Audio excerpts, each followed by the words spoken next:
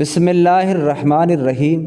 السلام علیکم ورحمۃ اللہ وبرکاتہ۔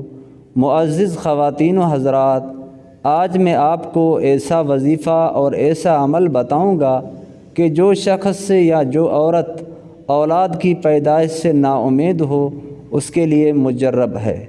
جو اولاد سے نا امید ہو جائے اس آیت کو 41 دن تک روزانہ 300 مرتبہ پڑھ کر کسی میٹھی چیز پر دم کر کے میاں بیوی آدھا آدھا کھا لیا کریں، انشاءاللہ تعالی ضرور امید پوری ہو جائے گی اور اللہ تعالیٰ آپ کو نرینہ نیک صالح اولاد عطا فرمائیں گے۔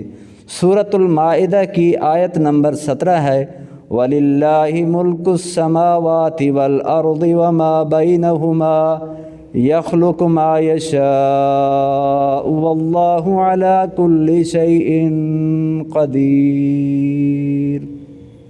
ہمارے اسلامی یوٹیوب چینل کو سبسکرائب کریں اور گھنٹی کے بٹن پر کلک کر کے اوپر آل پر رکھ دیں تاکہ ہر نئی آنے والی ویڈیو آپ تک پہنچتی رہے۔